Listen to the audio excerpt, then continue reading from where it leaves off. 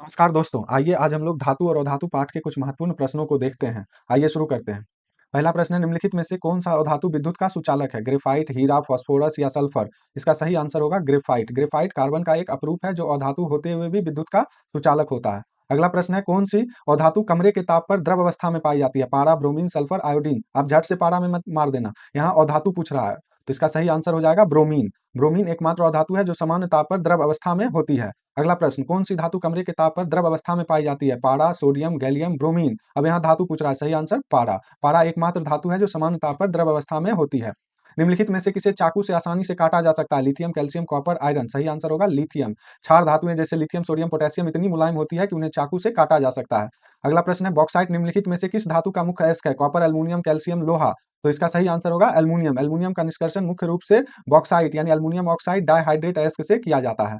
धातुओं के ऑक्साइड सामान्यतः होते हैं क्षारकीय, अम्लीय, उभयधर्मी या उदासीन? तो सही आंसर होगा क्षारकीय। धातुओं के ऑक्साइड जैसे सोडियम ऑक्साइड, कैल्शियम ऑक्साइड जल से अभिक्रिया कर क्षारक बनाते हैं, अतः ये क्षारकीय प्रकृति के होते हैं। और धातुओं के ऑक्साइड सामान्यतः होते हैं उभयधर्मी, अम्लीय, क्षारकीय, उदासीन? तो धातुओं के ऑक्साइड होते हैं अम्लीय, और धातुओं के ऑक्साइड जैसे कार्बन डाइऑक्साइड, सल्फर डाइऑक्साइड जल से अभिक्रिया कर अम्ल बनाते हैं, अतः ये अम्लीय प्रकृति के होते हैं। निम्नलिखित में से कौन सा ऑक्साइड उभयधर्मी है? एम्फोट्रिक है, calcium oxide, calcium dioxide, sodium oxide या एल्यूमिनियम ऑक्साइड? तो इसका सही आंसर हो जाएगा एल्यूमिनियम ऑक्साइड। एल्यूमिनियम ऑक्साइड और जिंक ऑक्साइड जैसे ऑक्साइड अम्ल और क्षारक दोनों से अभिक्रिया करते हैं, इसलिए उन्हें उभयधर्मी ऑक्साइड कहा जाता है।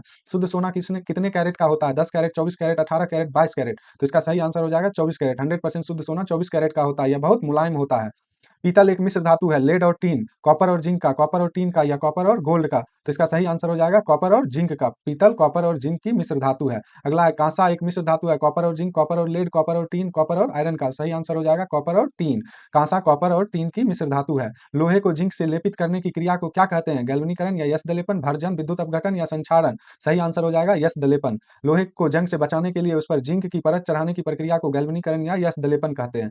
सबसे अधिक अभिक्रियाशील धातु कौन सी है? सोना, हाइड्रोजन, पोटेशियम या कॉपर? सही आंसर हो जाएगा पोटेशियम। पोटेशियम सक्रियता श्रेणी में पोटेशियम सबसे ऊपर है, तो यह सबसे अधिक अभिक्रियाशील है।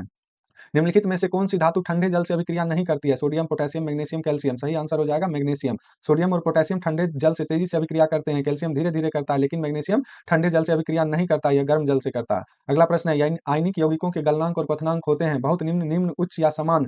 सही आंसर होगा उच्च।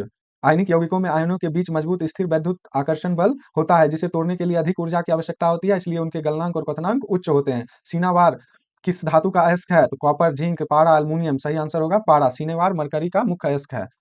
कौन सी धातु अम्लराज में घुल जाती है? एल्यूमिनियम, लोहा, कॉपर, सोना? सही आंसर होगा सोना। सोना और प्लेटिनम जैसी अक्रिय धातुएं भी अम्लराज, सांद्र हाइड्रोक्लोरिक अम्ल और सांद्र नाइट्रिक अम्ल का 3:1 का